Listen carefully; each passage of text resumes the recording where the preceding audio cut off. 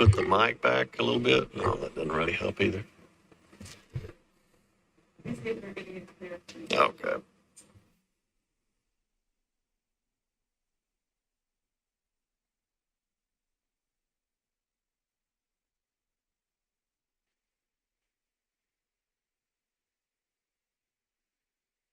Test 1, 2. That sounds better. Okay. All right, one more time. Okay, welcome to the Metro Stormwater Management Commission meeting of November 1st, 2023, excuse me. We're going to take care of a few items of business before we get into the regular meeting agenda. First on the agenda is to take care of the September 7th meeting minutes and decision letters. So I assume since we didn't have a quorum in the last meeting, that there may be some members that may have to recuse themselves from this particular vote. But if everyone has had a chance to review these minutes and decision letters, we'd welcome a motion that would take care of both at the same time, since we have folks waiting on us since we started late. I moved to pass the September meeting. I moved to pass the September meeting minutes and decision letters as presented. All right, we have a motion. We have a second.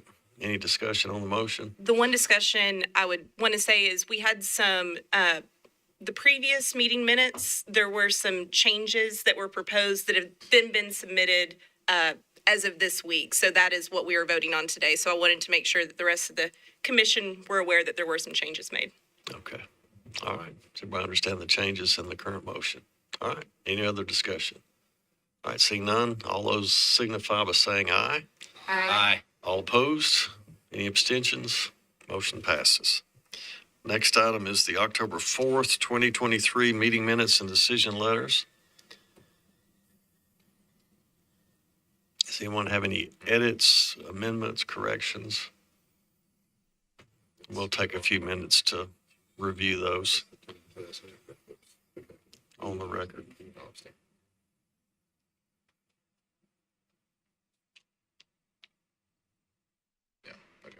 This one's.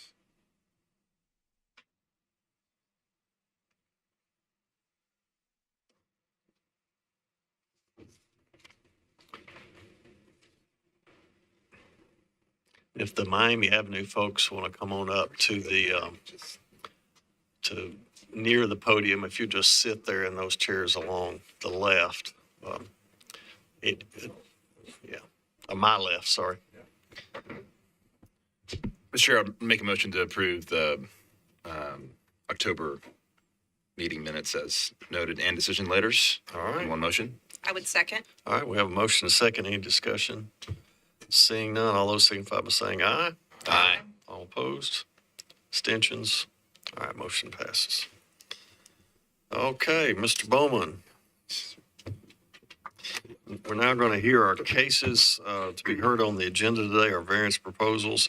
We're going to read you your legal rights. We're going to summarize the case. We'll ask you to come up and give a 10-minute presentation. I'll try to give you like a 2-minute or 1-minute warning if you kind of get towards the end. After that, we'll open up the public hearing. We'll invite anyone to speak for or against the proposal. After that, we'll close the public hearing, and the commission will have a debate. They may ask you some more questions. Is that okay? Understand it? All right. All right, Mr. Bowman. Opening statements of the applicant. If you are not satisfied with a decision made by the Stormwater Management Commission, you may appeal the decision by filing for a writ of certiorari with the Davidson County Chancery or Circuit Court. Your appeal must be filed within 60 days of the date of the Commission's decision. You are advised to seek the independent advice of legal counsel to ensure that your appeal is filed in a timely manner and that all procedural requirements have been satisfied. Case number 1 on the agenda, case 2023-00014, 2601 to 2611 Miami Avenue at 2601, 2603, 2605, 2607, 2609, 2611 Miami Avenue. The APNs are 052 1300 2000, 052 1300 1900, 052 1300 1800, 052 1300 1700, 052-1300-1600 and 052-1300-1500. Inspector is Linda Kelly. Council District 15, Jeff Gregg. Applicant's request, disturbance of the Zone 1 floodway buffer to construct 3 non-residential buildings. Continuous mowing and maintenance of portions of the floodway buffer. Relocation of buffer signage is necessary.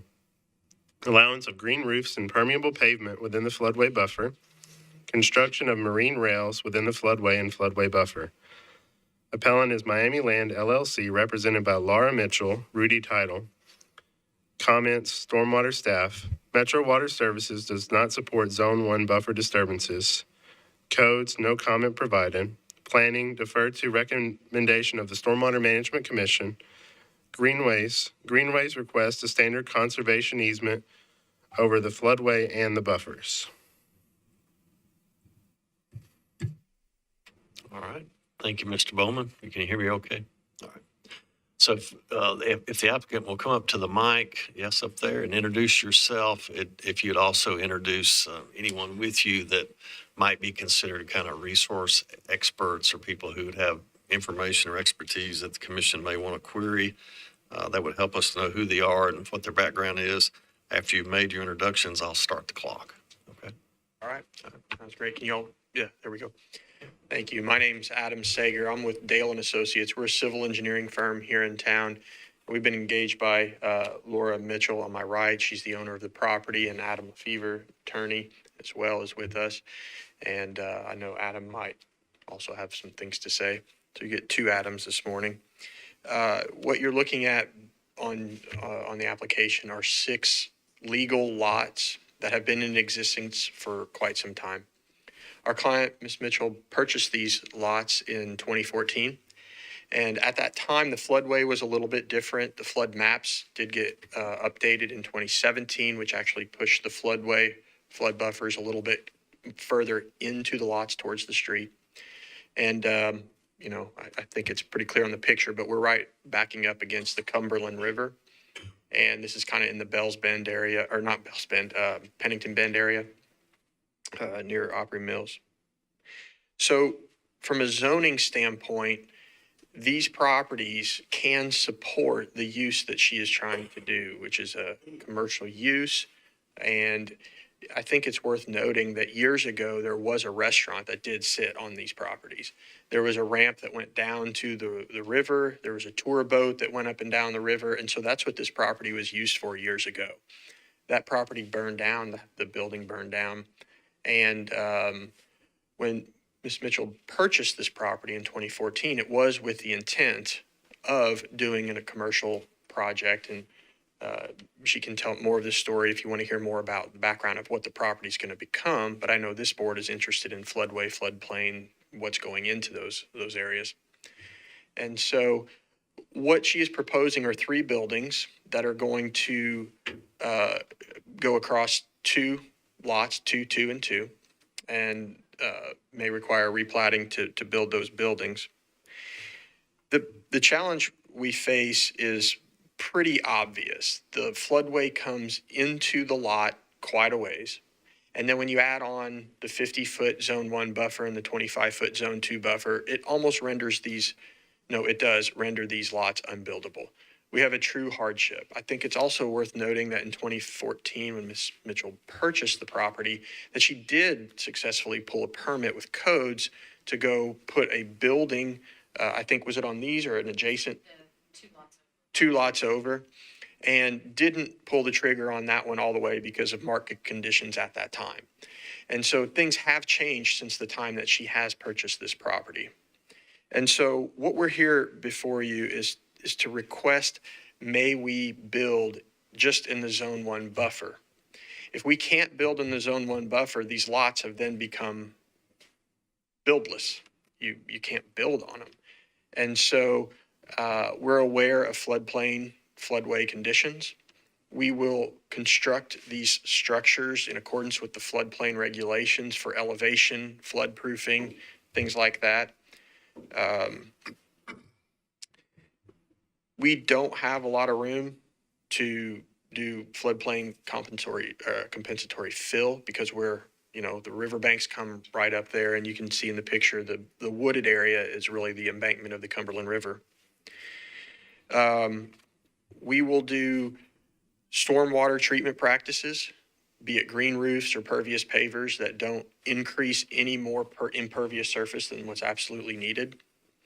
And so, again, this isn't a highly complicated backstory. It's really, we have lots. The floodway buffer items have changed a little bit, came and impact us even more today.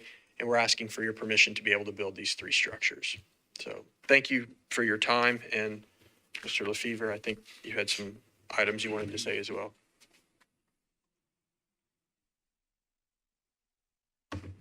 Hello, Adam Lefevre, 101 Lee Avenue. I'm the attorney for Miami Land. A little more information about the background of the property. This property adjoins the Cumberland River, which everyone knows is a navigable waterway governed by the Corps of Engineers and is also subject to the Cheatham Lake Shoreline Management Plan, which provides policies and guidelines for long-range management. It's subject to a number of acts: Rivers, Harbor Act, Clean Water Act, National Environmental Policy Act, and there are about 10 more that it's subject to. And the shoreline, of course, is governed by Metro Stormwater Committee. Every inch of this property, as Adam said, is encumbered by either the floodway or one of the buffer zones. So absent approval, it's relatively unbuildable. And a modification of the buffer is necessary to avoid the extreme hardship of not being able to use the property really for anything. And unlike other properties on the Cumberland River, this one is located in a wider portion, and the bend can support substantial water-dependent structures without interfering with barge navigation, which is relatively unique for the area. And as Adam said, most recently it was the home of a 70-passenger commercial tour boat, restaurant, and even had a beach that fronted the river. And because it's unique, it suffers that extreme hardship. It's the only commercial property we can locate in Davidson County that is completely encumbered by the floodway and vegetation buffers, that is also subject to the Cheatham Lake Management Plan, and whose plan is enforced by the Old Hickory Lake Rangers. It requires dual decision-making by any of those bodies for any of the proposed structures to be built. Neither Cheatham Lake or Old Hickory have approved the construction of marine rails, which is the proposal here, since the 90s, and there's currently no one employed by either one of those divisions that's qualified to approve the marine rails. So this would go through several iterations that would have to go before both of those bodies before anything could be approved. My client submitted a proposed plan, again, anticipates many revisions to be made before the Corps of Engineers would consider it. And so we're asking the committee to grant the following variants. We would like to modify the buffer zones, the Zone 1 and the Zone 2, from the 50 and 25 to effectively 0. There is no access, in the event these structures are constructed, there's no access really from the street. There's no room for a parking lot, anything like that. So all access would be from the river. And are you guys familiar with the rail system that we're talking about? Anyone?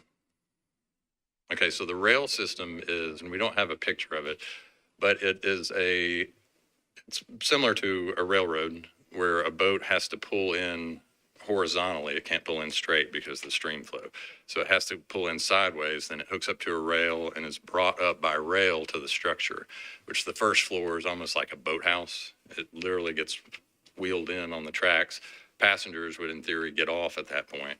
Could go up, use the commercial establishment, and then in theory would go back down. The boat would be released back into the river. Again, have to be approved by the Corps and Old Hickory.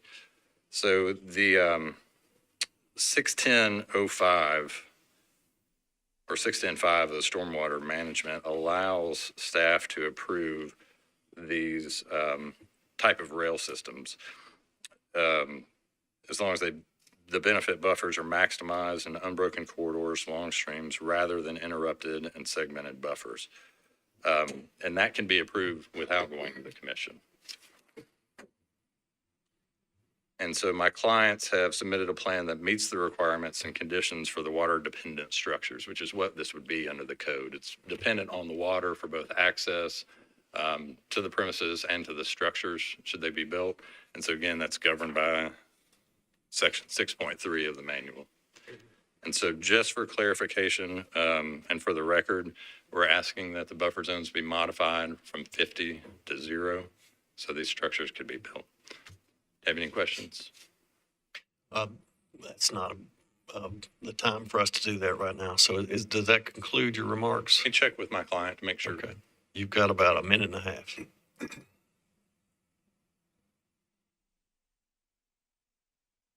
And we'll have plenty of time to have a back and forth.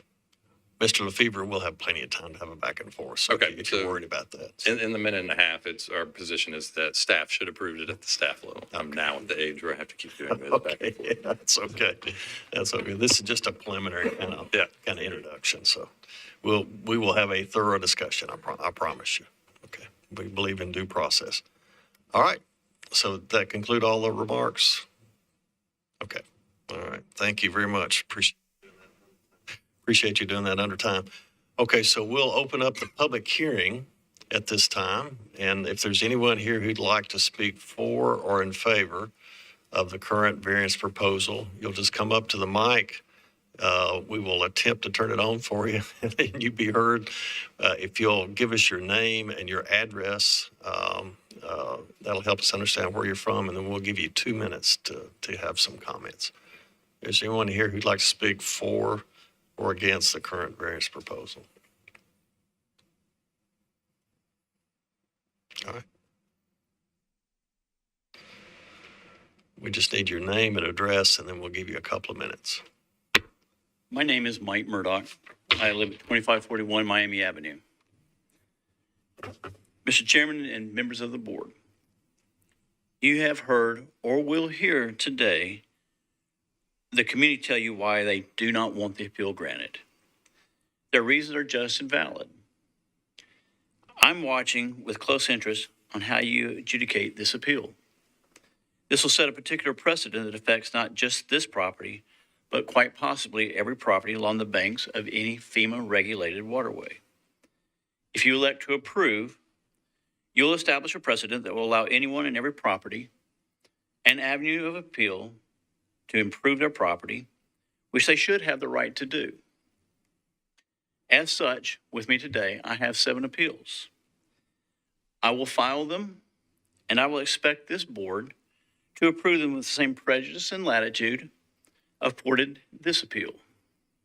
If you elect to deny this appeal, you'll establish a precedent that not only renders this property valueless, but you will also devalue and render every property impinged with a floodway buffer zone as unbuildable or irreparable. The buffer zone adversely affected the value of properties that are unique, picturesque, and valuable. I understand the purpose and the intent of the floodway buffer zone is to protect and limit the encroachment of construction near a waterway. What I've never understood is the government's thought that they have the right to take property without due process and just compensation. Just compensation is one of the tenets of the Fifth Amendment. I am watching closely because if you deny this appeal and you do not compensate these owners for their loss, then my property, 2 properties removed from this appeal file, is clearly on your radar, as are all properties along the waterway. Taking property without just compensation is also known as a land grab. I do not want my property taken without just compensation. Thank you. Thank you very much, Mr. Murdoch. Is there anyone else that would like to speak for or against? Okay. Mr. Bowman, do we have any letters, emails, voicemails, billboards around town that we should be aware of? There's multiple letters of opposition within your packet on the tablet, and then I've got a card that was sent in the mail as well in opposition. Madam Counsel, do we need to read this card since it's not in the electronic record? into the record, or do we? I believe the owner sent the same exact thing in an email, so I think it is in the electronic record, but I'm happy to read it to you. It doesn't matter. All right, has every commission member had a chance to review the letters opposing? Okay. All right, without objection, I'm going to close the public hearing. We don't have any Metro Council feedback either. No, I didn't talk to the council member.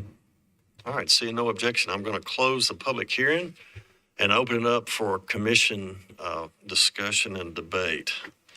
So let me start with a couple of questions. What was the last date of operation of the restaurant on that site? It was prior to us purchasing it in 2014. Do we have a year when it went out of business? But it was not. Okay, all right. And secondly, were you aware that there were stream buffers on the site when you purchased the property? I was aware. Okay, all right. And then in terms of your proposal, have you applied for any other? I know Mr. LaFever mentioned that you're in the process of approaching federal and state agencies. Have you received any kind of feedback or permits from any other agency at this point? For the marine rails, Yeah, so I've worked with the or for any other aspect of the property? prior to purchasing the property, I did my due diligence. I met with the Corps, met with Metro Stormwater. I actually have the email where I was approved to build on this property, and I pulled a permit on the 2 lots over. Approved to build by who? The email is from, the one I brought is from Kimberly Hayes, dated August the 4th of 2014. Okay, you have a copy of that? I do. I thought you might like to see it. And then you can look in the Metro Public Records at the 2 lots over and see the permit for to build. All right, we'll just kind of focus on this one right now. Is it okay if he approaches council? Okay. Sorry for all the barriers. We're not usually here. We're usually a little more accessible. So the Corps of Engineers is changing, this year they modified the Cheatham Lake Plan. Okay. They are discouraging boat docks along the Cumberland due to the issues with barge navigation. Our stretch of the Cumberland is under the Cheatham Lake Plan, but it's governed by the Old Hickory Dam Division. The last set of rails they believe that were built in Davidson County were around 1990s. They are promoting marine rails because they're less impactful to the environment. The tracks go into the water and they're raised above, so they preserve the bank. And then they use a winch to pull a boat out of the water and into a structure or a boathouse. So the Corps, because there's neither office of Cheatham or Old Hickory, they don't have the ability. There's no one on staff that was there in the 1990s or approved the rails. The approval will have to go to a regional or national office. And because we're subject to a flowage easement, so all the Corps of Engineers actually was granted, the United States of America was granted a flowage easement on this property that they control all the things that Stormwater is trying to control. So they have the right to remove debris. They have the right to manage the buffer. All that is through the shoreline management plan. The Corps, because it's commercial property, it has to go through a commercial division.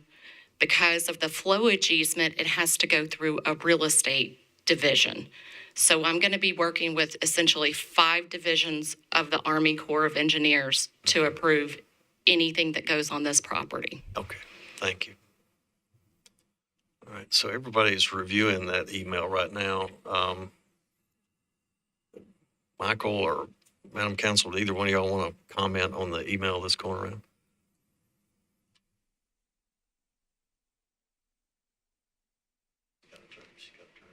Can you hear me? Okay. I would suggest that Logan look at that because he is more so involved with the office that grants that to understand exactly what that meant. I looked over it and wasn't exactly sure what the context was, so I'd be hesitant to comment on it. I had not seen that before, so. Yeah, one thing that's pretty clear from this case is that, we typically expect all your federal and state permits to be in place by the time you come to us. We treat everybody that way. That's the due process we follow consistently. Secondly, this is something we'll need to understand. I'm not sure we're going to be able to act today with the information we have, but that's subject to an individual commission member making a motion, making a second, and having a vote to pass a motion in any direction that we might go today. But Mr. Bowman, do you have a informed, intelligent comment at this point? Unfortunately, don't. Okay. I was not aware of that. Okay. That's the 2615 parcel, correct? 2615 is the one I pulled the permit on. Yes, ma'am. Okay. The email is as to these lots, but I don't think it makes a difference whether or not.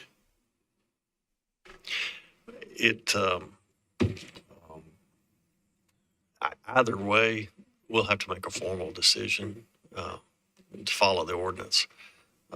So is that email from, remind me when you said the flood maps were revised in, 2017, so that email is prior to the new flood maps. that email was prior to the new flood maps. So that's potentially the change.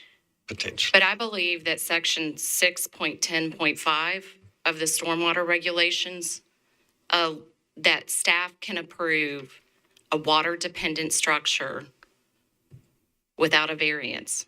That's what it states in the section. Madam Counsel. I have a copy of it if you'd like me to submit that. That's okay. And I will say there's really no definition in the ordinances for what a water-dependent structure is. It kind of has some suggestions.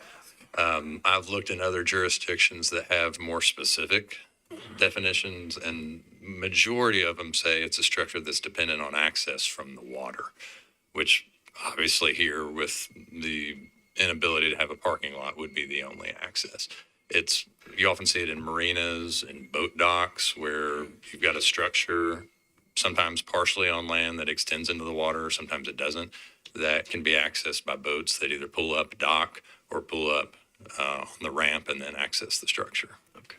I'll read what the appropriate section says, and it's under Table 6-3, permissible buffer impacts with conditions. It says permissible activity within the stream buffer. It says water-dependent structures, in parentheses, boat docks, piers, marinas, launching ramps, etc.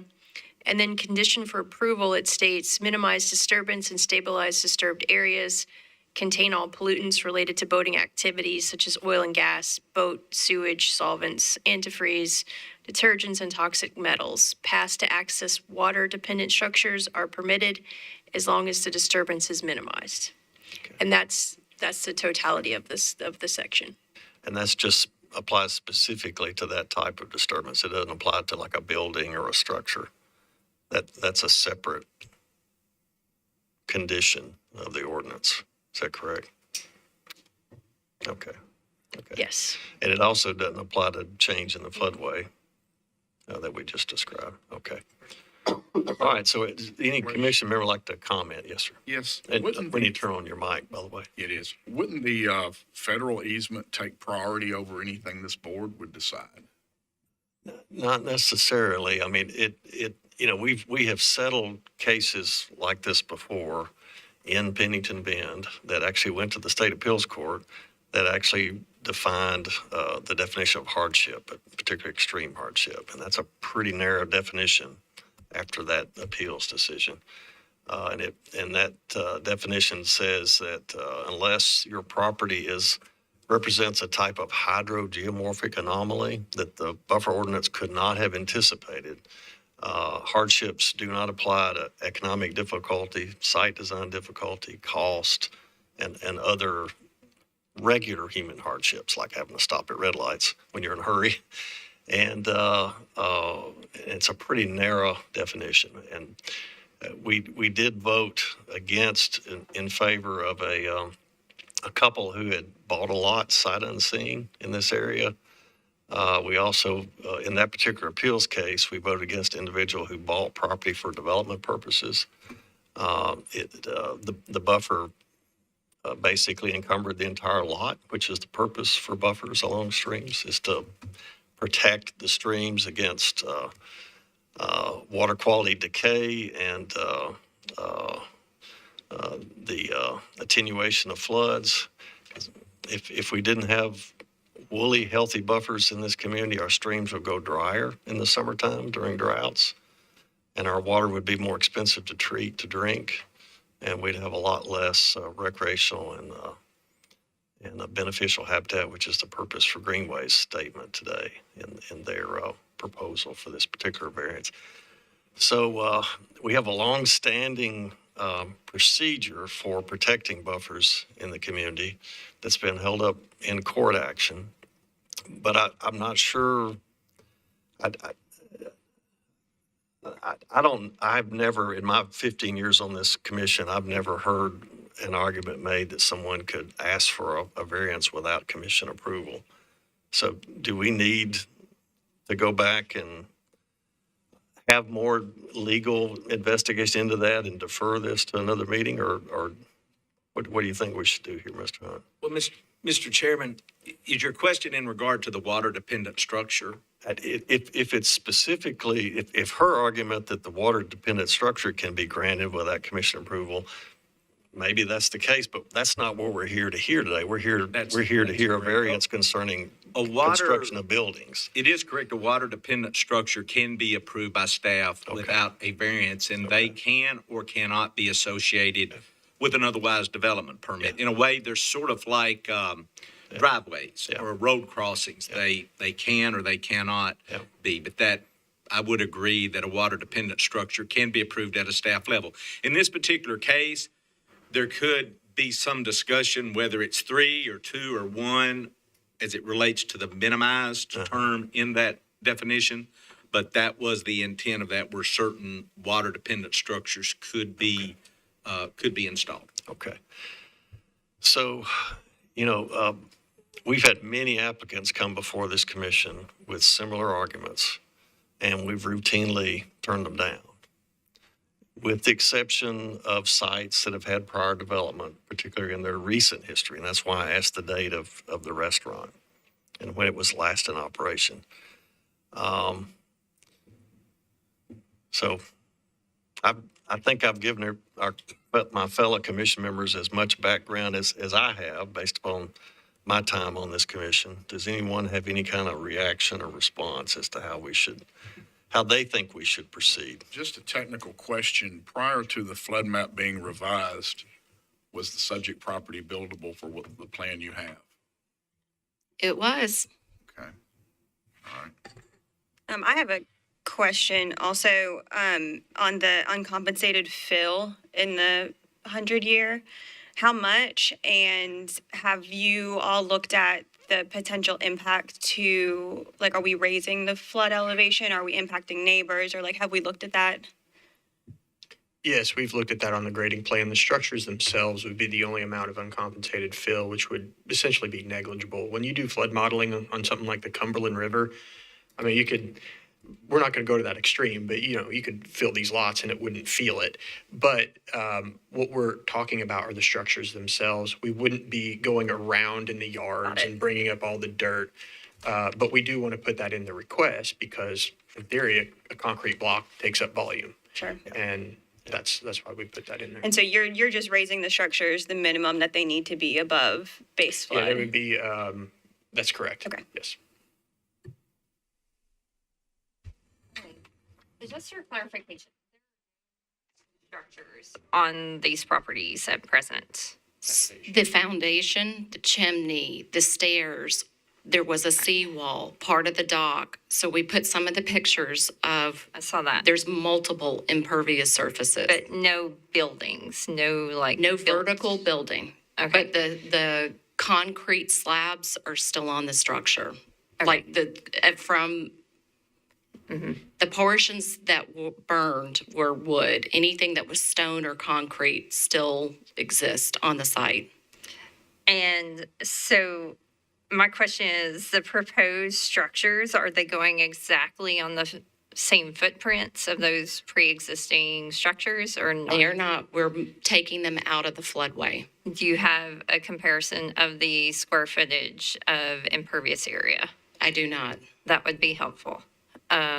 Also, my concern on this is less about the water rails and more about the structures that you're planning to build and the request to essentially do away with and ignore the buffer zone. That's my big concern on this. So the structures with marine rails, you have to have a significant concrete slab that you can anchor a winch to, that you can pull a boat out of the water. Yes. So we have to have a thick, weighted slab. Otherwise, it can't pull up anything. So we have to have something. It's a commercial boating facility, let's call it. I also have to comply with ADA requirements. I'll have to comply with every other zoning thing. So I'm going to have ADA accessible bathrooms, ADA accessible ramps to load onto the boats. So all those things have to be housed. They can't be open air bathrooms. I have to have an area in which you can have elevator or lifts to access it and safely load on a platform. Yes, ma'am. And that's part of our challenge, and that's part of the reference I was making earlier to what was there before and when it was there last. Typically, when we've approved replacing even a structure that's burned, we've tried to minimize the impact to the buffer. We've tried to ask the applicant to move the structure as far out of the buffer as possible. I'm also reminded of a Paula Deen restaurant variance that we had, I think, 3 or 4 years ago, Michael. And we asked them to push their restaurant structure out of the Zone 1. And so we've been pretty consistent about how we've treated applicants in the past. So if you're coming back with a proposal to add things that exceed even what was there before, just because you want to have a boat receiving site, that's a big impact to the buffer that even wasn't there historically. Agreed, and that's a very fair assessment. The foundations, I think you'll find, are in the floodway today. Yeah. And therefore, what we're doing is trying to pull them as far away as possible. Yep. As she mentioned, when she purchased the property, that line that constitutes the floodway and floodway buffer is not in its current location. It was further away. And therefore, there was the potential to be able to build something there and be less encroachful, pull things out as you're talking about. And here we are today, we want to move forward with building these structures, and we're doing the best we can to pull it out, but still have something real that can exist. I mean, nobody wants to build a 4-foot wide structure. Yeah. And if you look at the property, it is entirely encumbered by the Zone 1 buffer. I mean, we just, and so that's kind of where I understand hardships. We've come before this board. I would ask y'all, you mentioned time. I think time is an important consideration on this, because if you purchase a property on day one and you have the ability to do stuff, and then unbeknownst to you, floodways change, regulations change, and it comes in, and now you don't have that ability anymore, but you've invested in that lot. it's a hardship. I mean, so. And she admitted she knew the buffer was there as well. But, the reason we have wider floodways today is because we've hardened incrementally one site after another. And even though it's a negligible impact on that site, they add up cumulatively throughout the watershed. And those floodways get higher and higher and higher. And then you got people being flooded who didn't ask to be flooded, who had the prior investment expectation of building on a site that previously was dry as a floodway. Maybe not dry as a floodplain, but that was dry as a floodway. If I can add one thing to the question that was posed, when they were purchased in 2014, then the floodway expanded in 17 or 18. It's one of the few situations that you see in any type of land use where there's no notice to an owner of a property that it's about to be a taking, that the floodway is about to expand, which in turn expands the buffer zones. And client didn't find out until 2020. When we got ready to build right before we filed the lawsuit. Late 2022, that the floodway had actually expanded. So no notice, couldn't act on the previous permit because there was no reason to know that anything had changed since the previous permit was granted. I thought FEMA had a mechanism for notifying property owners if they're changing the flood maps. They're supposed to, yeah. Just to add on to that, I do think it is important to acknowledge and go on record saying we understand the position of the floodway buffers in this board as well. And what we aren't doing is coming in and asking something brand new. To Mr. Murdoch's point earlier, who came up and spoke, I think what we're saying is these are existing properties, not to be applied or set a precedence for new development. If you come in with a new development, you know better, you know the regulations, but these are existing lots. And I think that's important to know that they existed and they were buildable, and then now they're not. Thank you. We've been faced with that before. If you'll hold just a second, I want to make sure that we give these other commission, because this is their time to debate this. So if you'll just hold that thought for a second. I usually talk You've too been very much. patient. You've been very patient. Kind of because I knew release that. release the hound. I know he's being patient. Get it. Appreciate this case. This is interesting one. It's certainly unique as it relates to what comes before the committee. There's several factors that I think we should all consider as part of this judgment. And I'd like to recap some of those so that we're all clear, because we've been talking for 30 minutes now. So number one, the water dependent structures. I think we're in agreement on that being allowed based on the regs that we have in front of us. And those water dependent structures, there is some vagueness in the definition of what those are. The water dependent structure of the marine rail system is one piece, which is feeding a structure that is dependent on that water dependent structure. Mm-hmm. This is a boathouse. Mm-hmm. Is that what this development is? It's still commercial use. It's boat storage. It's effectively a boathouse on the bottom, and then it would be more commercial use on top, on a higher story. Yeah. I mean, I think we see these types of, I've maybe driven by some of these structures along the Mississippi River and that are well into the floodway. The Mississippi River floodway goes miles into developed land. And a lot of times those structures are on stilts or elevated with floodway vents and things of that nature to allow for that development to occur within that Mississippi River floodway. So you're saying they have one economic use there that they pursue? Is that One what you're economic saying? use? They have one sort of boat storage economic use that might be available to them? I'm trying to wrap my head around the water dependent structure piece. I mean, this is,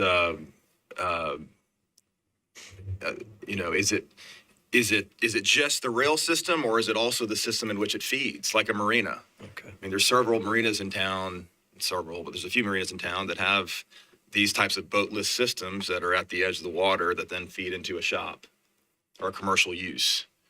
So if we're not changing the land use and it's staying commercial, that's something we have to think holistically about, that there's not a change in use of the property. It's an existing use of the property, and it's aligned with maybe what a water dependent structure is intended to to serve.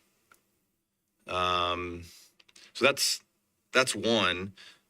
Two is related to hardships. That's what this committee is really tasked to learn from the applicant. And you've done a good job of explaining one of them, which was the purchase of the property prior to the revision of FEMA flood maps. We've had a few cases come in front of this committee that have been a victim of that, and we've had to tailor our responses accordingly to those cases. This, I think, warrants that, and maybe we need some additional information of what the flood map showed prior to understand what was allowed on this site, to be able to have some more background into what we can discuss today. And then the third piece is, I think this opens up a conversation to what the person who spoke in support of here is, how do we manage this issue, which we will continue to do so moving forward with these properties as it relates to revised flood maps, property values, adhering to allowable use based on zoning and things of that nature. So it does set precedents moving forward. So that's kind of the third or fourth piece, is the precedents moving forward with this case. This one is a bit unique because it is commercial use and it's not residential use, it seems. So I just wanted to maybe, it helps effective communication is to repeat. So repeat those things so we all hear and can discuss more. Agree. And one thing I would want to say on the precedents is, I agree there is some precedent set, but we look at every piece of real property separately, and we have to look at the plan that is presented to us separately. So going back to what I think one of the neighboring property owners said, while I understand there is some precedence, but we have to follow the guidelines that we were set, which means we look at every real property individually in the plan that's presented in front of us. I guess following up on that is a concern I have that's been mentioned both by you all and the neighboring property owner, is this idea of taking of the property. And we are not representing Metro, and, we have representatives from Metro Water that participate in the home buyout program and flood mitigation, those things. Because if we were to rule against this, that does not mean that Metro is taking the property. And the term of taking is coming up more than once in the neighbors' comments and also by the lawyer present. That is beyond our scope, and just because land is not allowed to be developed as it is wished to be developed does not mean that is being taken for public use necessarily. It does. And if we are denied, we will be filing suit immediately. And probably everyone on Miami Avenue will be too. Okay. And that's a democracy, so. So one thing, I am not an engineer, but as looking at some of these plans with my background, where I struggle a little bit with what is being presented today, is we have to look in part about the minimum necessary to achieve a reasonable buildable area. And the plans that I am looking at today, I think it would be helpful to understand what was there previously as we weigh our factors, what that footprint looked like, what was the impervious versus pervious structure based off of the plan that you're submitting today. As we sit here, I, as a commissioner, just don't feel like I have enough information to truly look at the factors that we have to review in order to make an informed decision. That's how I feel as a commissioner sitting here. I think we've had a lot of great discussion, but I know other applicants who have come before us, we have required them to present a lot more information, especially with a modification as extreme as you are asking for today, which is reducing the entire buffer. So that is a very big ask of this commission. Yeah, so I think one of the things that we would encourage you to do, and this is just a suggestion. This is not a representation of a commission vote or an opinion. It's just my opinion, but is to come back with a very detailed understanding of the previous footprint of the previous structure and its access to the river. I have pictures Oh, that's fine. That's fine. if you want to see it. We're not going to be able to act on it today, I don't think, based upon the feedback that I'm getting, because we typically need a little more definite. We need measurements, we need square footage, and we need to know how what you're proposing exceeds what was there before. And if you're going to shift it further away from the river, or if it's going to be in the same spot. Typically, if we're replacing a historic use with a similar structure, commercial for commercial, residential for residential, that's a little bit easier for us to contemplate. But it has to be similar in scale, and it has to be a lesser impact than the previous use, because we're trying to give the community back something that they had lost originally, and that was water quality benefit and flood benefit. Okay. We're trying to minimize the difference between the old and the new. We don't want it to get any worse, in other words, because the people on either side of that structure are going to feel the impacts first. The person next door to you on one side, the person next door to you on the other side. Without a structure there, that water is being stored and not being pushed on your neighbor. That's a fundamental fact of matter. Matter cannot disappear. It's going to be stored on your property, or it's going to be pushed on the property next door. Question, is this a year-round use facility, or is this a boating season facility like marinas often are? It's a year-round use of the facility. There's a few things, though, too. I am asking you to reduce the buffer, to modify them to 0. Yes, ma'am. We understand But I'm that. still subject to the shoreline management plan, which has the same goals. Yes, ma'am. So anything I do on this would have to be approved by the U.S. Army Corps of Engineers, who have the same goals, follow the same federal Yes, ma'am. legislation. They are the ones that are prompting marine rails as an alternative to other boating, navigation. So we are hearing from them, this is what they want. And that's why we really like to see applicants come in with all of that type paperwork done before you get here, because that's, as you appropriately referenced, that's a superseding requirement that exceeds our authority and our ability. But this is a partnership between federal and state. And, all applicants take on a certain amount of risk when they take on this type of difficult investment. So we're trying to give you some feedback that would reduce your financial investment risk and reduce the time that you invested.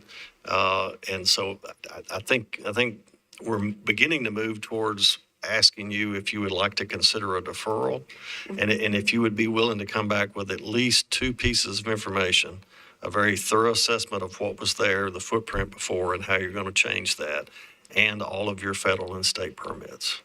So it could take 3 years for the Corps to issue my permits. I don't know, ma'am, but That's what they've told me, is it could take up to 3 years to get the permits issued. I wish I could help you with that.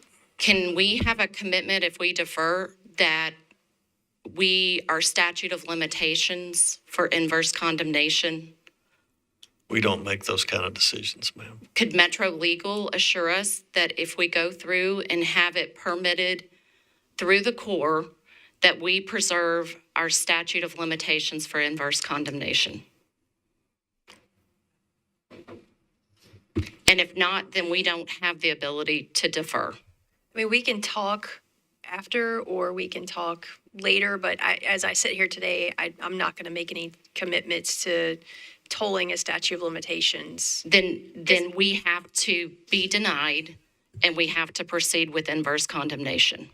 If you will not waive your 12-month or can't assure us. Ma'am, we're going to try to make the most judicious and fair decision possible for you, and we're going to try to be as collaborative with you as possible. A deferral is in your interest because it'll save you money and time in coming back to us. But if you sincerely believe that you have 3 years before you'll be able to finish this work, I don't know that we could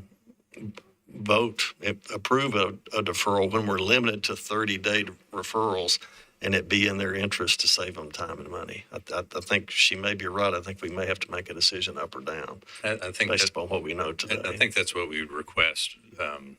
What Ms. Mitchell's referring to is absent a denial. Yeah. We can't get into court because we're not right. And We haven't exhausted all our remedies. And so if there is no denial and then it takes 3 years for the core, Yeah. we're out by time. If that's a collaborative approach for you, we'll definitely consider that. If that's the more collaborative approach for you today. I don't think we have another choice. Okay, because we do want to work with you, but we can't always please everybody. Would one option be to defer and then bring other information and then excluding the Federal. permits from the Corps and us review that in 30 days and possibly be able to make more of a decision that's still contingent on approvals from the Corps? We have done rulings that are contingent on other approvals. We've done it contingent, yes. My only contemplation is you do have to seek the federal approval for your project, and that's the people that moved the floodway in the first place. This commission didn't do that. So I would think if they gave you approval over the floodway that they expanded, that would mean a lot to this commission, bringing that documentation. So The Corps has given us preliminary approval. The Corps grandfathers in existing seawall structures.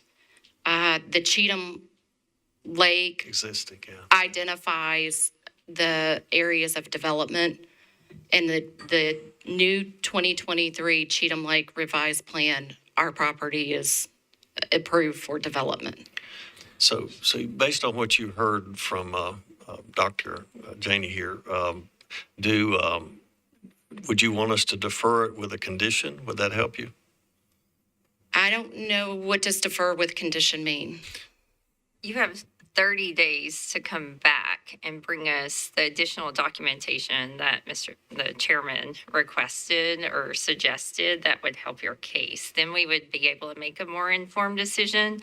Also, if you have preliminary approval from the Corps, that would be beneficial in helping us make the decision. Bring that in writing. So essentially, instead of us voting today, you could defer and come back at the next meeting with additional documentation that could help us make a more informed decision. What do you say?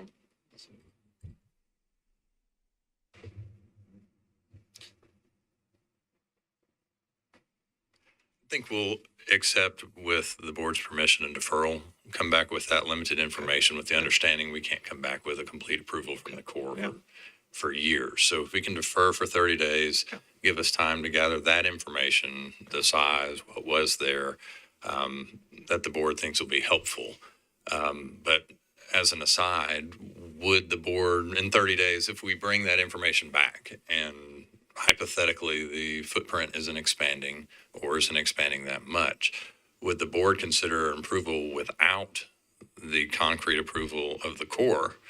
Or is that a prerequisite for the board approving something like this? I can't tell you what future commissions would do or this body would do in the future, but I can tell you that in the past, when other conditions have been met associated with the variance, for example, limiting your footprint to the previous footprint and minimizing those impacts even more, because we're trying to regain part of the buffer we lost historically, we have approved those on a conditional basis that federal approval would follow.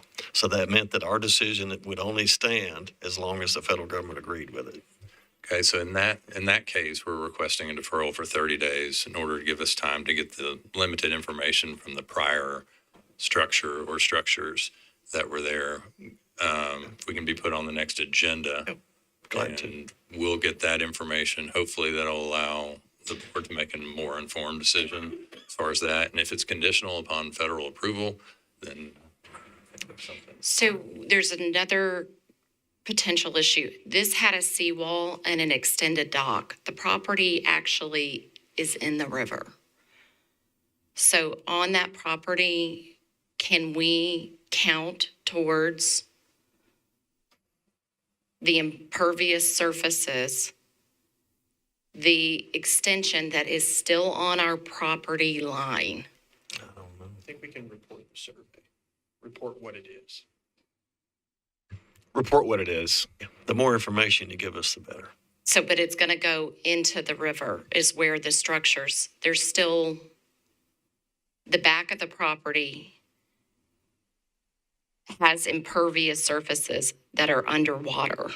Yeah, Oracle brought us a proposal a year or so ago that had all kinds of intrusions in the Cumberland River. And we try to work with what's there because sometimes it does more damage to remove it and fix it than it does to leave it alone.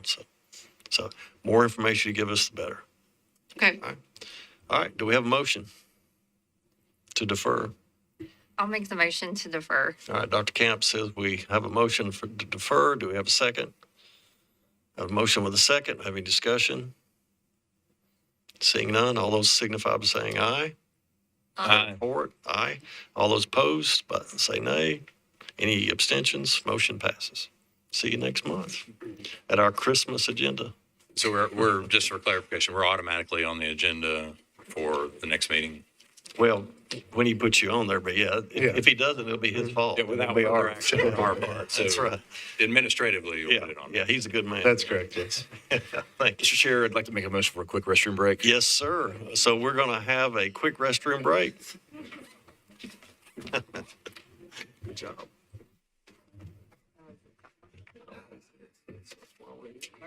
We're like John Kennedy, all the heart that's come to us. Just hear and listen. Can't help, at least you're nice. Be nice. You're good at being nice.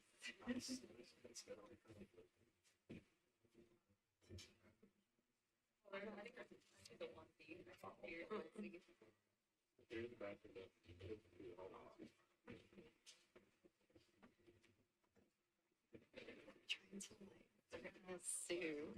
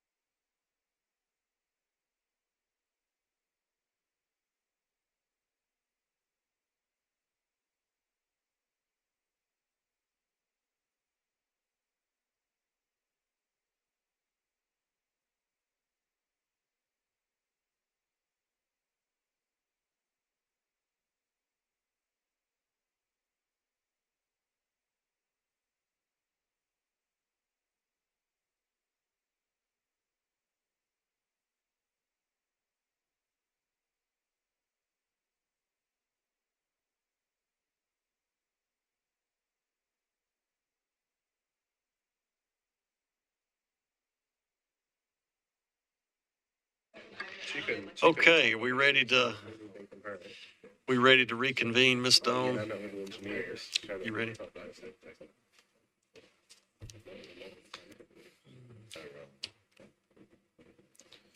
Okay.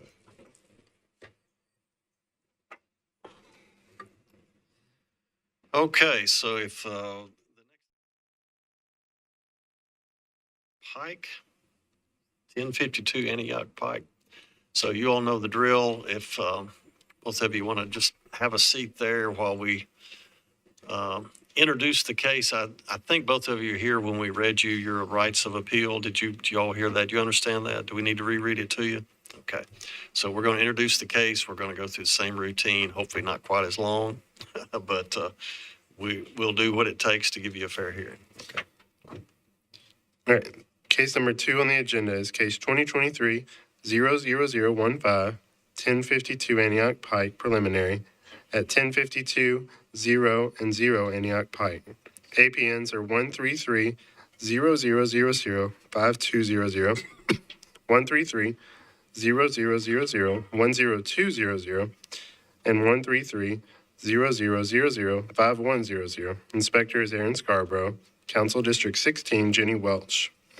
Applicant's request: disturbance of the floodway, Zone 1 and Zone 2 floodway buffer of 7 Mile Creek to place fill, allowance of approximately 25,000 cubic yards of uncompensated fill.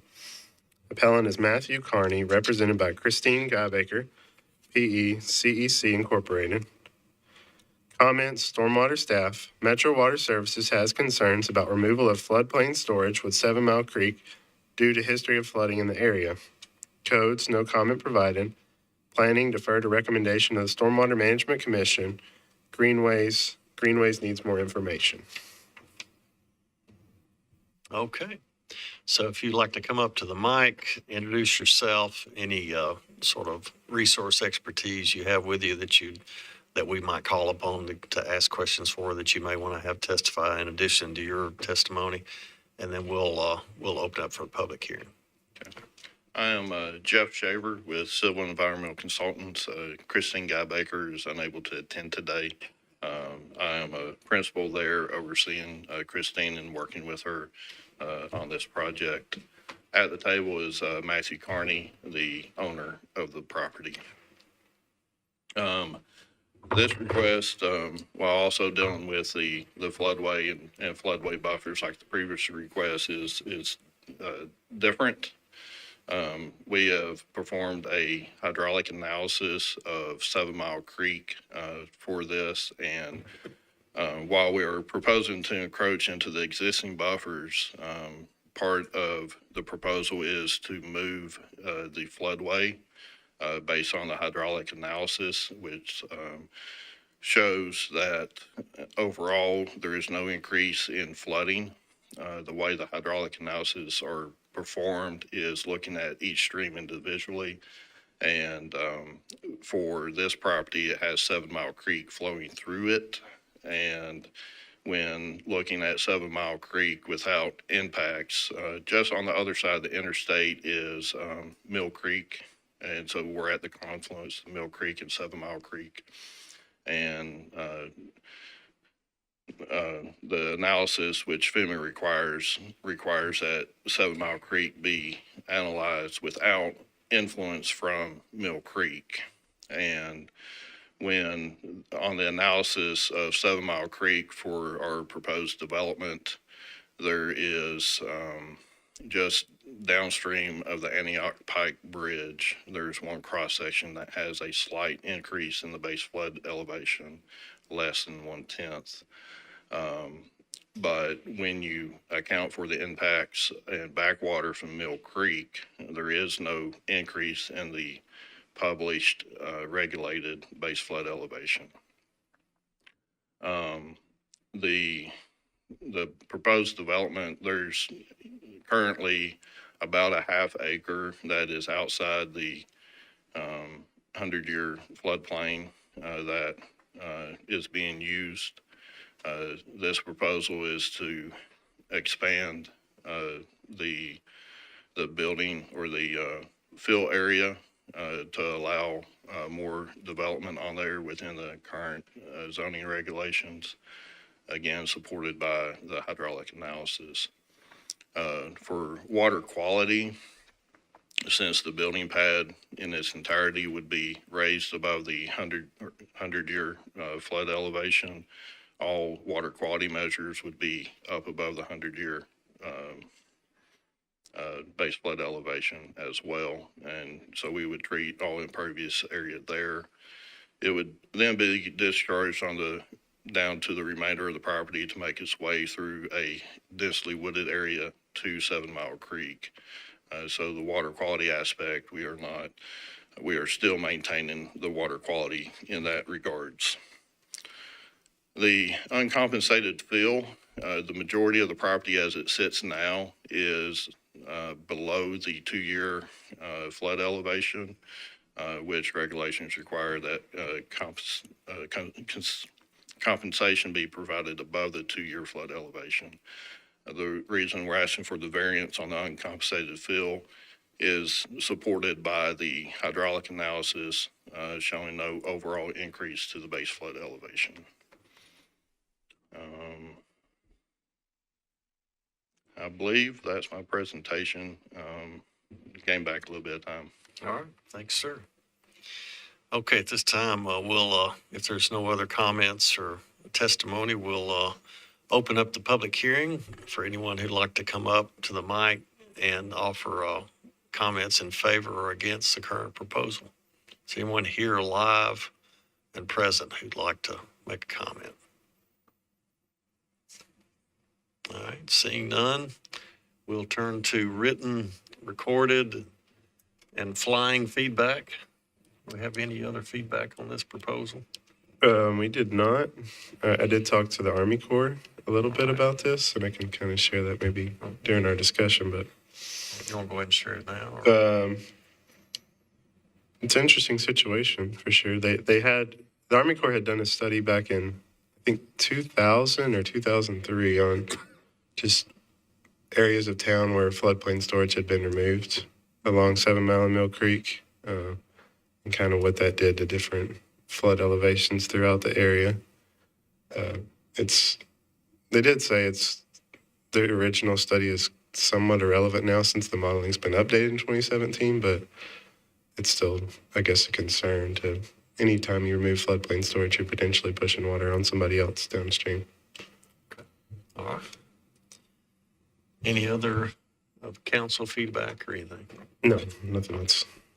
Okay, so now that we've concluded feedback from the public and potential feedback from the council and other agencies, we'll close the public hearing and open up for debate and discussion among the commissioners.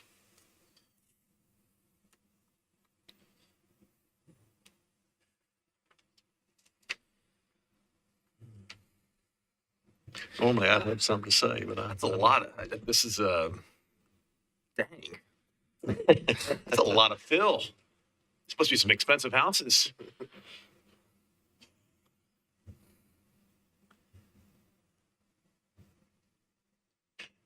Or you must have a guy that has got a lot of fill material. That's you're getting for free. Okay. Okay. Can you put up a image of the zone 1 and zone 2 that overlays the is that pink representing the fill extent, or is that representing something else? Oh, there's the beach. That's the 500 year. Okay. All right. And do you have any, I don't guess we have any flood aerials for that time period for 2010? Okay. Yeah. Not the clouds might have been blocking that site, but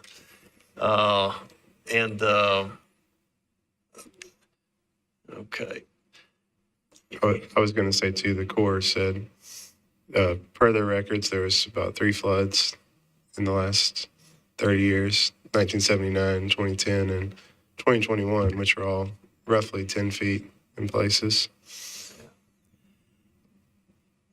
And it's hard to see on this picture, and anybody who works with the National Wetlands Inventory knows how how inaccurate the blobs usually are, but there is also a wetland on this site. You can see probably the area in pink is kind of surrounding an area that looks like it stays perpetually wet. I'm not sure, I haven't been out there, but that's something else that showed up on this property. Yeah, irrespective of the fill, we've consistently turned down developments in Zone 1s where there wasn't a historic use that mimicked the original footprint and minimized it. Historically, the ordinance allows mowing of the Zone 2. Historically, we've turned down proposals that occupied all of the portion of the Zone 2 that was being proposed to be developed. We've allowed small intrusions into the Zone 2 in the past and mitigated it. So just on that basis alone, it's really hard to see how we could be consistent in approving this. The fill that was referred to is massive. I always think in terms of how many small ponds that is that I used to build for farmers. It's like 25 small ponds, 25,000 cubic yards, right? I think the smallest pond I ever built was 1,000 cubic yards in the earth and embankment. So I'm thinking 25 small pond fills. That's a lot. But anyway, you gave us a model, but the public experiences storms that occur outside of that model, above that model. And it's really hard for us, in an age where we've had 3 major floods on 7 Mile Creek, the legacy of 2010, to think about somebody who owns a home, and I know somebody that I'm thinking of right now who lives on 7 Mile Creek, where the water got in their crawl space, but it didn't wet their HVAC tubes running under the floor. I mean, and when that stuff gets wet, you got to rip it all out and replace it. So every increment of increase of flood rise is somebody who now has to be without heating and cooling for 3 to 6 months or whatever it takes to get it replaced, or another impact of flooding on another building or another site that previously didn't flood. So, and these are incremental cumulative impacts over time that occur outside of that modeled storm. We don't just get one storm event in nature, we get multiple storm events. And I realize we are limited to regulating that one model storm event, but that's the purpose for the buffer, is to take care of that broader benefit. So I think this is an interesting situation because, they move the floodway, they move the buffers, and they're actually out of the buffers, assuming FEMA says that their models are right. So it's a little bit of a different situation in the sense that they're actually trying to move the buffers, and then the development effectively stays out. At least that's my understanding of this plan. So I'm not sure that it's necessarily, I'm not sure that that's exactly the precedence, though, is that we can't say that the development in Zone 1 has a precedent set because, I've only been on the commission for a short time, but I've not seen a case where they've actually tried to move the floodway and associated buffers, and then presented the model and showed technically how the floodway can move and not actually violate any of FEMA's regulations. Right. I guess one thing I'm struggling with on this is what the hardship case is. And also, I'd like to see FEMA's approval of the model results and if they're willing to move the floodway and those things. So we're,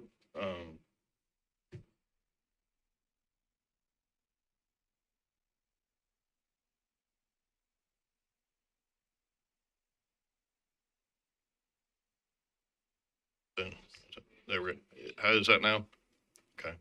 So our request is for preliminary because the process to submit to FEMA, we have to have concurrence from the Metro Floodplain Administrator to make that submittal. And it's one of these, if this could be permissible through So the variance at the end is if we get FEMA approval, would be for the uncompensated fill as previously discussed. But as it sits now, when we're presenting, we have to ask for the buffer encroachments as well. And so prior to proceeding with more engineering, the final site plans and submitting to Metro for the grading permit, which kicks in the floodplain review, so we can submit to FEMA with the community concurrence. We wanted to come here first to see if we don't want to do all that work up front without not some kind of preliminary indication that we can do it. Yeah, I guess I'm just working off of what is rather than what's been proposed or what's been modeled. I'm not a big fan of the model because I think it's this is just my personal opinion, it's a very thin swipe at protecting the public. I'd rather just go with what's there now and the safety that nature already provides, but that's just me, so. And if they proceed, they're going to invest a lot of time and energy before they come back. And so, Yeah, that was going to be my question, and maybe that's a question for staff, is so that they're requesting preliminary, and then they would need to come back for a final. They would have to have the clomer in place before that, or what is the process that they would need to follow to be able to come back? I guess they may have to have a final variance to place the fill in the floodway as well. And then they'd have a clomer, for sure, with FEMA, So we would have to approve without a clomer, or theoretically. conditionally, I Yeah. guess. I don't know when the buffer applies technically, because there's not a buffer on the site now if there's not a grading permit. But the buffer might not apply until the grading permit's pulled. good point.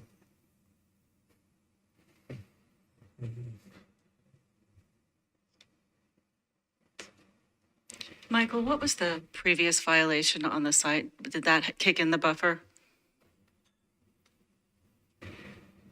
Well, I don't know the details of the past violations. I know we've been on this site a couple of times in the past as things have been done in request. I believe my recollection is it was a previous owner. I do think something like this amount of fill would kick in the need for a grading permit, which would kick in the buffer, would be my view. So I think even just if there was a fill, we would have to have a grading permit to have a pre-survey, post-survey of the site to verify cut equals fill, or in this event, if they get a variance that that it's 25,000 cubic yards versus 26. So I think, that would need a grading permit in this instance. And in order to get the grading permit, they would need a final variance approval. That's correct. So it sounds like, The point of the preliminary is to kind of get assurance that, Waste their time. it sounds like we would have to have the buffers would be involved no matter what, as they are existing. that's correct. Yeah. So I've got a question on the existing, like the proposed plan is to build 4 units on the property, correct? Yes. And one of which crosses both the Zone 1 and Zone 2 buffer, but 2.5 almost of those structures would be in the flood zone as stands, floodway. As stands, but we would go through the FEMA process to move the floodway. And so if FEMA didn't move the floodway, then we wouldn't be able to do this. Right. So if FEMA does not approve the model and move the floodway, I mean, ultimately, you're asking 2.5 of those structures, if you got rid of those and we're looking at just the one that's in the buffer zone, which we don't typically look at, that property, that structure could be moved further in the corner and you wouldn't be encroaching on any of the buffers. Correct. Assuming building one home on that site is worth it. Yeah. Yeah. as the owner, my comment on that is, so this whole process is for us to find out what our maximum potential is. Not necessarily that we need to do the maximum potential, but what is the most value for the bang for the buck, I guess is the best way to put it out of that. So I've looked at different modeling or considered different modeling ideas as well. And when you make the comment of 25,000, yeah, it's like 1,200 dump trucks. It's a lot of fill. Yeah. I understand that. And so whether the choice is to actually go to that extent, to go to 25,000, is a choice on, hey, how expensive is this going to be in order to do it? So it's not a matter of, hey, all this, we need to make all this happen. It is what's allowable for us. Right. And I guess we can't give you advice, but I can say based on prior history, you would have a much higher potential of success if you were to minimize the encroachment, the buffers and the floodway with your design and the fill. And I think that's, this is a lot of fill, and the majority of the structures you're proposing, there's one small corner of that fourth structure moving to the south part of the diagram. That's the only part that would not be pretty much against everything we stand for as a committee. Yeah, I mean, it's interesting that the piece of the property that's not in buffers is the only piece that's not being developed. Yes. The intention of that is also for stormwater runoff, for us to be able to Have a detention base. And so on. That's what we're looking in that area versus putting it clear out there closer to the other side. That's what modern regulation does for you. It gets rid of nature and puts nature where it doesn't need to be. So. All right, that's just me. Okay. So, how do y'all feel?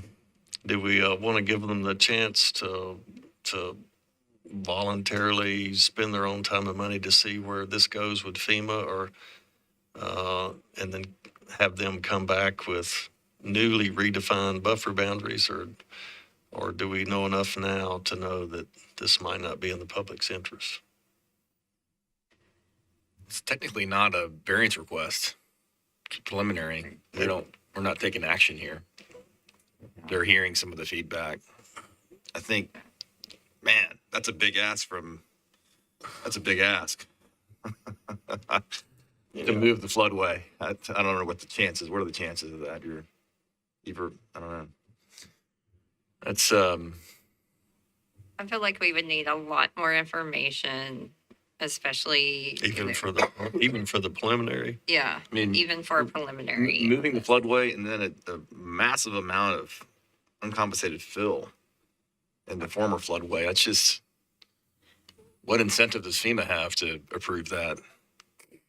Also, I'm not seeing a lot of mitigation here that would help us even consider any impervious area being added to this property.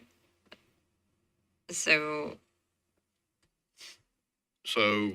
what we were proposing as mitigation is, once the floodway was reestablished and the buffers reestablished, was to improve those buffer areas. okay, but we need, actual documentation of what that would be as part of your plan that we're to consider. We need to know, I feel like we need a lot more information on impervious area added, what was there before, and what actual mitigation would be involved. And your mitigation is typically a net gain too, by the way. If you just kind of go into an area that's already regulated and protected and improve it, we're not really gaining area. We're gaining quality, but we're not gaining area. So Right. The rest of the parcel is in the floodway. Yeah. Right. Can we go back to the map, Rebecca? Sorry. Because I want you to correct me if I'm misspeaking here. And I think it's the last document that shows the property boundaries. on the packet, in the variance package. Yeah. Is the bold, if you zoom in, is that correct? Is your property the entire Yeah. bold line that kind of Yes, and then swerves? also across the creek as well, it runs down to a whole triangle there on the other side as well. So it's also across the creek. Oh, you have those 3 parcels. It's 3 parcels all combined. It's about 11.5 acres. Hey, well, all those embankments are in it. That's a good spot for backwater. It's, sometimes you can't predict backwater. Can't model it, which I think you've already alluded to. Yeah, so from a mitigation standpoint, I mean, it's all in the already protected area, right? It's already in the. Now, the only other thing that we could maybe more reliably do is give you a referral and let you come back with more details. But in us figuring out for you how you would come back, it sounds like you don't have on-site mitigation area to go to. So, if we deferred it, you'd have to come back with some kind of off-site mitigation proposal. So it's a steep climb, but some people are willing to haul the load.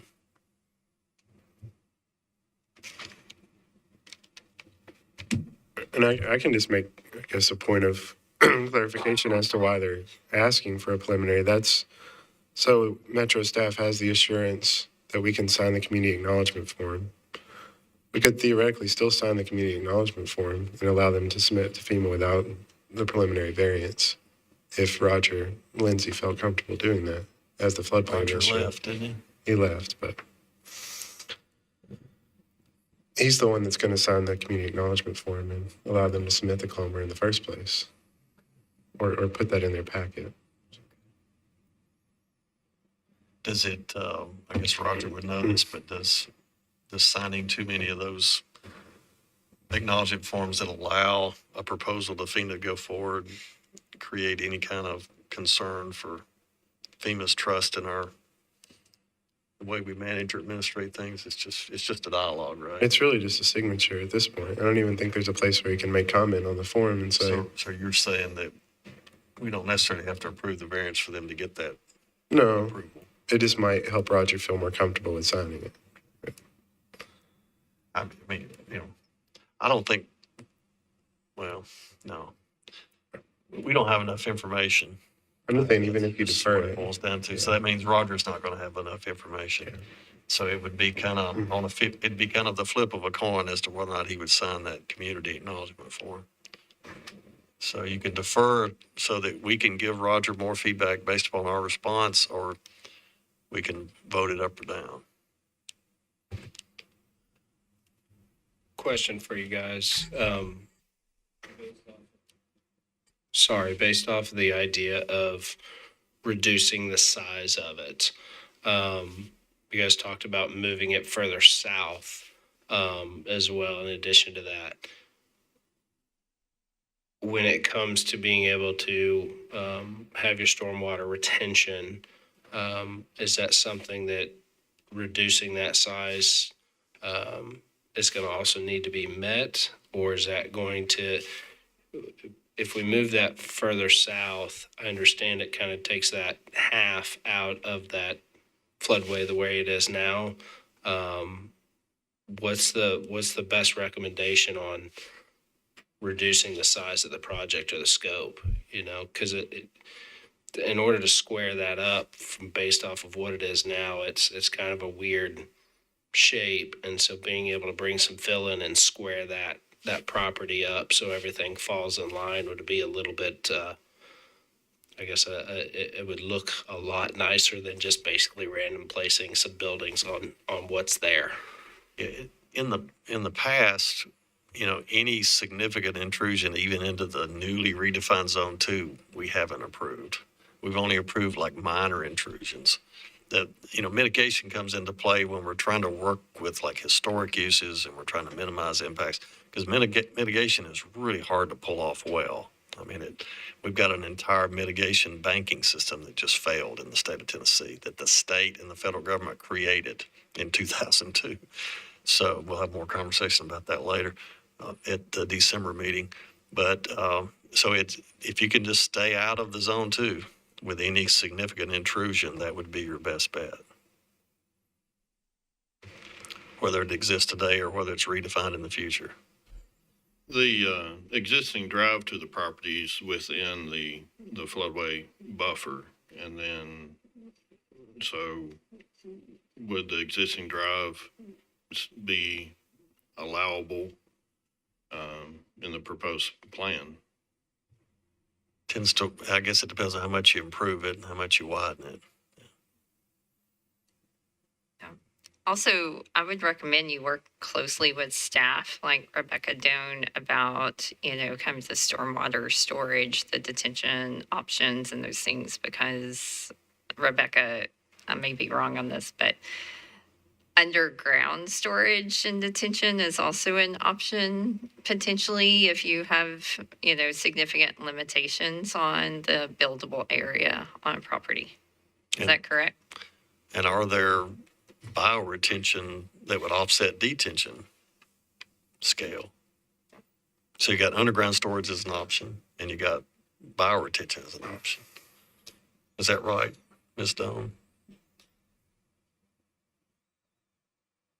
It all depends on what type of development we have coming through. If it's a large development that needs a full grading permit, then they would have to do pre-equals post, so underground storage would be a potential. But if this is going more for a single family or just 2 coming in, we'd have to see under which permitting it would fall under, but anything would require water quality. The water quality, if it was bioretention, it would just need to be out of the 100-year floodplain.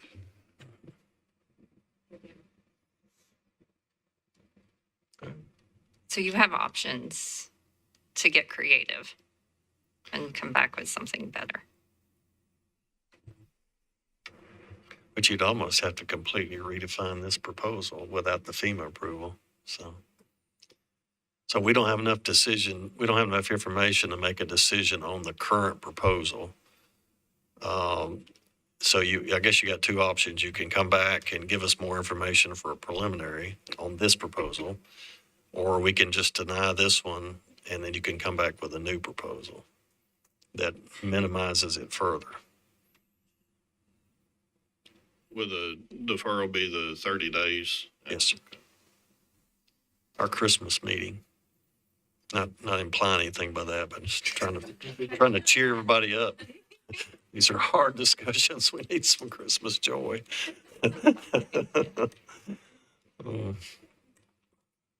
We often don't meet in Christmas. That may be a new experience. We can wear hats. Drink eggnog. Legal versions.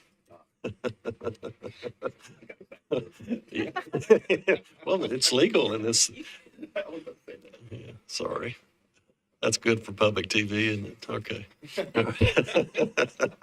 Yes, sir. Mr. Hunt. I just wanted to mention, I haven't heard any discussion of the Nashville crayfish, so to the degree that might come into play with this, you might want to contemplate that as well. 7 Mile Creek's kind of a rare habitat, Mill Creek, for the Nashville crayfish. Doesn't exist anywhere else in the world. That's why they call it the Nashville tourist and the Nashville crayfish. So they don't exist anywhere else when they come to Nashville. Sorry. As part of moving development forward, we would do the ecological assessments. Okay. Yes, sir. You sound like you know what you're doing. We'll request deferral. Okay. All right. Do we have a motion in agreement? Jay's not here. I'll make a motion to defer. Poor Jay. All right, we have a motion to defer. We have a second. Do we have any discussion? All those in favor say aye. Aye. All opposed? Extensions? You have a deferral? All right. Oh, we have Halloween snacks. So if the next applicant wants to come up while we're getting sugared up here, I can't guarantee how we're going to behave with this extra sugar, but it's bound to be fun. Wake everyone up. Okay, so we've got Austin Powder Company at 1080 Garland Hollow Road. All right. Mr. Jason Spain, is that you, sir? That's the council. Okay. That's the council, okay. Oh, Council District 35, sorry. I need some sugar. All right, so did you hear your rights of appeal read earlier? Okay, so you know the routine that we've just gone through, so we'll go through that routine again. Mr. Bowman's going to summarize the case, and then I'll give you the 10 minutes, and then we'll go forward. Case number 3 on the agenda is case 2023-00016, Austin Powder Company at 1080 Garland Hollow Road. APN is 088-0000-1100. Inspector is Tommy Biggerstaff, Council District 35, Jason Spain. Applicant's request: removal of gravel in portions of the stream buffer, allowance for impervious surfaces to remain in portions of the stream buffer, continuous mowing and maintenance of portions of the stream buffer, waiver of buffer signage. Appellant is Austin Powder Company, represented by Sam Bohannon, P.E., Ingram Civil Engineering Group. Comments: Stormwater staff defer to recommendation of the Stormwater Management Commission. Codes: no comment provided. Planning: defer to recommendation of the Stormwater Management Commission. Greenways: defer to recommendation of the Stormwater Management Commission. Anytime you'd like to start, I'll start your clock after you've introduced everybody, so you'll have optimal times. It's Rebecca. Is it on? That's on. No, I don't think I. No, we can't hear you on the speaker yet. I think Rebecca we may have to wait on her to get back to help you. So we'll pause. If you're not comfortable standing, you're welcome to sit and wait. Yeah. You might be able to speak from that way, too. Yeah, you might try that mic right there if you like. That way we won't delay you. It's a light green. Is it working now? Yeah, there you go. Okay, there we go. Good. Okay, great. All right, morning, Commissioners. Thank you all for your time here today. My name is Sam Bohannon with Ingram Civil Engineering. I also have with me Cullen Morrow from Ingram Civil Engineering, and Charlie Lambert, and he's with the Austin Powder Company, representing the owner. And our project, this is in Northwest Nashville. There is it's a very long development currently, an existing development that's been there for some time. And it's a very long, narrow, running northwest development. It primarily consists of a gravel driveway that runs the length of the property. There's also a few buildings on site.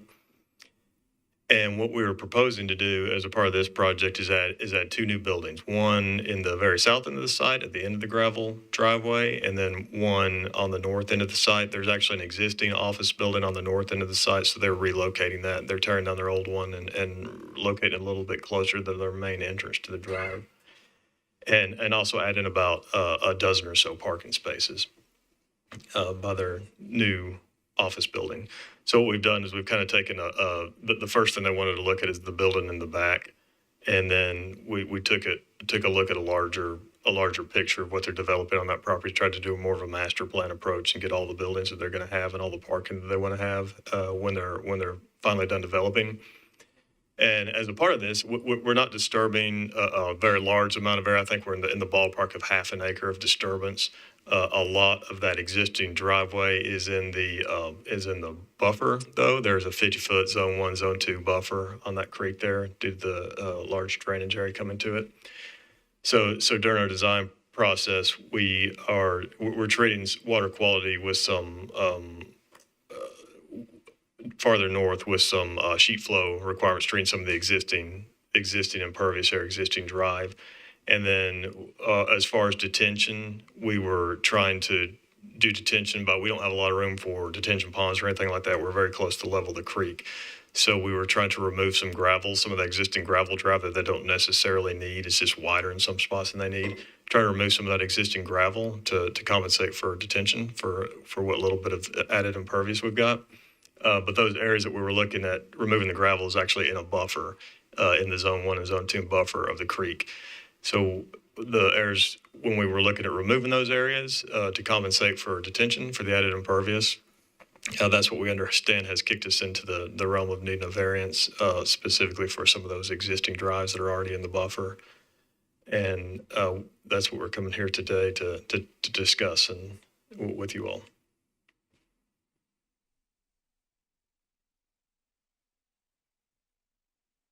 Is that it? Yep, that's it for us. Okay. All right, so at this time, we'll open up the public hearing and see if there's anyone here. I don't see anybody back there. In favor or against the proposal. So seeing none, do we have anything written, recorded, or displayed out on the interstate? No, we didn't have anything on this case. Okay. Okay. Open it up for, we'll close the public hearing, open it up for the commissioners to discuss and debate. I feel like we need to break this one down a little bit. You're good at that, so. Thank God. And I need some help from the applicant. That's your comment earlier. This is a long development. Sure. So let's take this piece by piece and help us along the way. Can we start on the north end? And maybe we just hash it out along the way. Rebecca, can you, okay, you're already there. Okay, so I think we need, what's existing and what's proposed in each one of these segments. There's probably a north end, a middle, and a south end, I assume. More or less, yes, sir. Sheet C200 kind of shows the whole length, and it is broken up into, like you say, a north end, a middle, and a south end. The north end is on the left-hand side of the sheet, and that's the main entrance into the site. And then the middle is the middle one, and the one on the right is the south end of the site. And in general, what we're proposing on the left hand, on the north end, it's squared in a box there. That's where we've done an enlargement, but that kind of encapsulates where we're doing the proposed work on the north end. And that is removing an existing office building and sliding it farther north on their site and giving them a new office building with some new parking spaces. And then as far as the middle of the property is Hold on. Sorry. So, yeah. Let's stay at the top. Sure.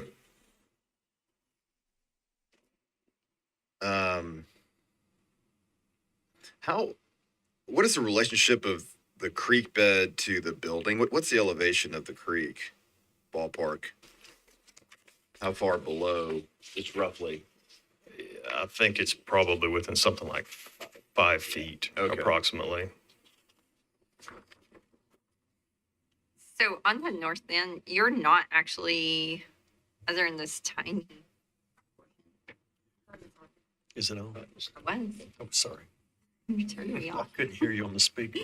Okay. So you just have that tiny little almost triangle that is going into the zone 1 buffer. Is that correct? At the very north of the property? Yes, very north of the property line, yes. Coming from the most north parking space. That's right. That's all that you're encouraging onto the buffer at that point, right? Yes, as far as what we're keeping there, yes. I think we might have a small amount of grading where we're just having to adjust the elevations of existing gravel. Okay. And do you have the area of that? Oh, the area of it? I don't, but it is about the size of a parking space. 300 square feet or something. Yeah. Okay. Okay, so is that all that we are here to consider on the north side? Is that section of zone 2 disturbance? Yes. Okay. And then next? And then the next is we have some gravel removal in the middle section. That is shown on sheet C100. So that's the middle piece there. So the shaded area that you see there is existing gravel that is in it's in both the zone 1 and the zone 2 buffer. So that's where we're looking at removing gravel, existing gravel drive.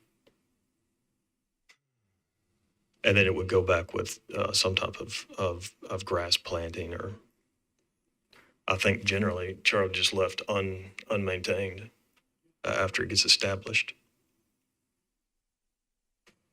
Okay. What type of gravel is it? Do you know what type it is? It's more like a crusher run. Okay. Okay, so it's not natural gravel? No. It hasn't been deposited by the stream? Oh, no.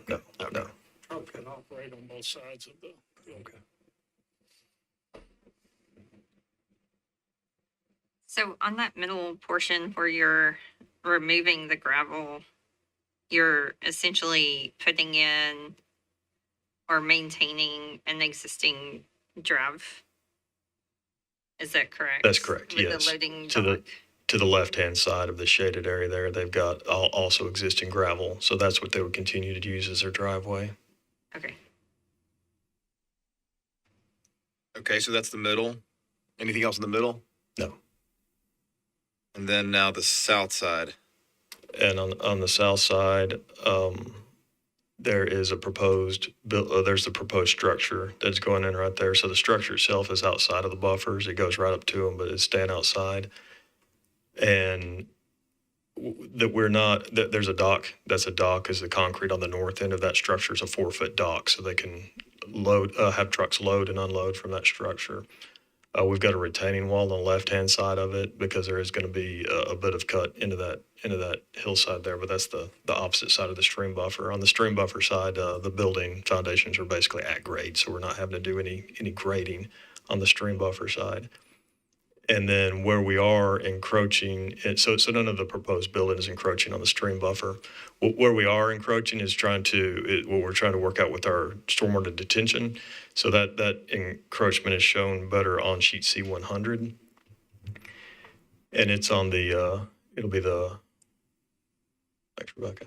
It is on the right-hand side there. So the gray shaded area is the area of that existing gravel that is in I think that one also, yes, is in the zone 1 and zone 2 buffer. So we'd be removing that gravel and leaving it as a pervious area.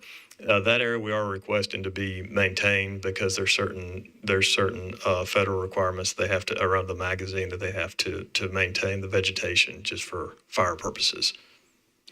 By powder, you mean gunpowder is the production? Yes, sir. Gunpowder. That's right. You won't do it. Makeup powder or? No.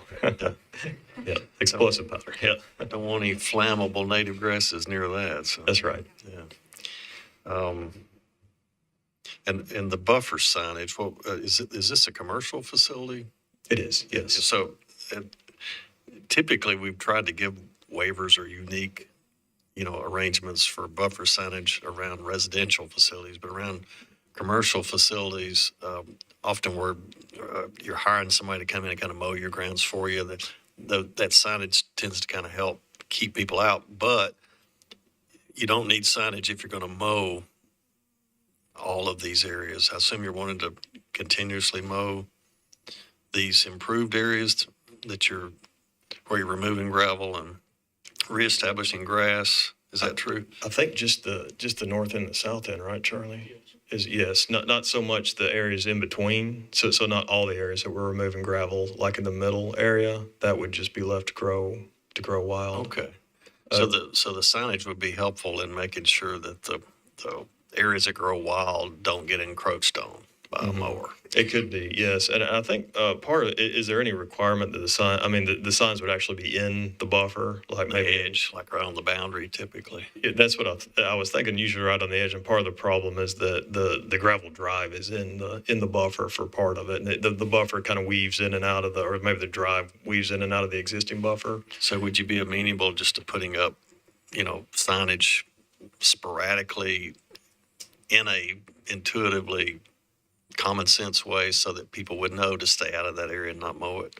Does that seem reasonable to you? Yeah, I think that's reasonable for us. Mm-hmm.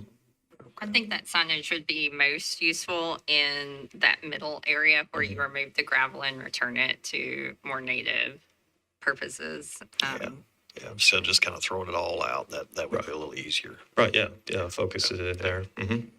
Yeah. Okay. Like to, any more? No, I guess maybe. So what I'm understanding from this is you're removing a significant amount of gravel. Yes. You're encroaching to return to more spongy, to use the chair's term. And that More crushing run, spongy by the area. way, can be a little impervious if it's not washed crushing. Yes. It can actually Near freeze up. impervious, yes. Yeah. Mhm. Yeah. Yeah. And your only real encroachment with impervious surfaces is in that northern end, That's right. which is about 300 square feet. Do you have any idea what the area is of gravel that would be removed? Do you remember off Colin? It's a few thousand square feet, I think. I don't remember the number right off. Less than an acre, less than a half acre? Less than half an acre, for sure. Yeah, I think the total disturbed there is probably in the half acre ballpark. Like 20,000 square feet, Yeah, 43,000. less than an acre though, for Just sure. an acre. Yeah. Well, I feel like you all have, I appreciate what you've done to try to minimize encroaching on the buffers and also returning things to nature. And coming I here just today wanted to ask say that. permission to do it, Yes. that's really, we really appreciate it. Good citizens. This is the debate we have about who's going to make the motion. Who wants to be on record again? Is there any other question? So I would make a motion to approve this as presented. We have a motion. Do we have a second? Do we have any discussion? Do we want to put any condition in about the signage? Yeah, I think right now they're asking for waiver. Okay. Yeah.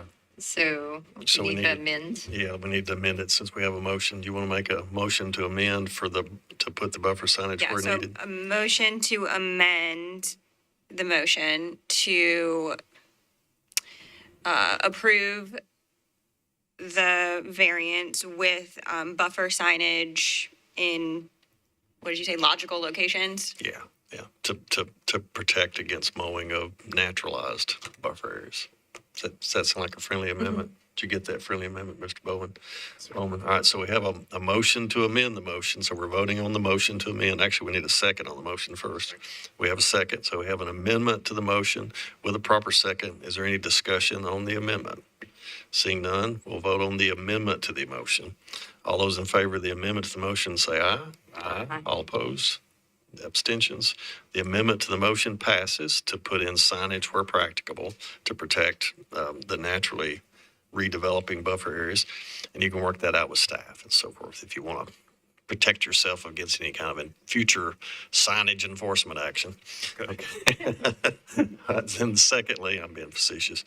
And then secondly, we're back on the motion. So we have a motion that's been amended for the buffer signage to approve the variance as presented. And it's been already seconded. So is there any further discussion on the motion as amended? All right, seeing none, all those in favor say aye. Aye. All opposed, abstentions, you're approved. Thank you. Thank you very much. Very professional. Thank you. Okay, Mr. Bowman, is our guest that was here, Dr. Jameson is always welcome. But do we have anyone else here who would like to speak to the compensatory mitigation discussion? We were going to They do were that. here, yeah, we're They going are to push here? that. Well, they were here, but I think Oh, they they did decide to leave. Okay. So next month, we've got at least one variance proposal on the agenda right now, maybe. We have two already, and you just deferred two. And the two, we have two now. Okay, so two plus the two deferrals today. Correct, yeah. All right, so we have four. And then we're going to try to have a very thorough discussion about mitigation next month. So should we move that discussion to the first part of the meeting, since we have 4 items on the We want to agenda? be alert and have a intelligent discussion. So they don't leave A me- non-traumatizing leave me in. discussion. Well, I think we pushed it because we couldn't get to a presentation. Well, they left Correct. because we didn't have a Wi-Fi for the presentation. Oh, Yeah. I see. That's the only reason they left. We didn't scare them all. Okay. They knew they were last. That's how I might have done that. And they're always welcome to come late. They don't have to sit here all morning. They just got to get here. So we have parks in that discussion. We have Cumberland River Compact. Is there anybody else that you think I'd we like may to need have to maybe invite? somebody from TDEC come speak about the TSMP collapse. So We'll try. I don't know if we can get them that fast, but we'll try. Michael. I bet you can. Yeah, I'll pull strings if I need to. And Cindy Harrison was here and Tim Nate. Tim thought he was here to discuss the Shelby Park mitigation project and not overall mitigation, so we might want to clarify with him exactly what we're wanting to chat about. I think just as to why it's so difficult for parks, and because that feeds into that broader discussion. But And I had let it him makes know. sense why it's difficult. I had let him know that project was important because that was the Omohundro was proposing to use that project, Rockland Springs. It sounds like the big hangup is the perpetual easement, so, for things that are regulated anyway. Or the mitigation that's outside of that we require above and beyond that does not require perpetual easement. So 2 paths on public projects especially. Yeah. So there should be no issue on the mitigation that does not require perpetual easement, which we often require. Yeah. We're asking, they're using it for T-deck mitigation for. In that one case for 100, yes. Yeah, you can't double dip. Yeah. Yeah, you gotta have a net gain. That's one thing I learned about that discussion a long time ago. And then I think we're due the draft from planning for modifications to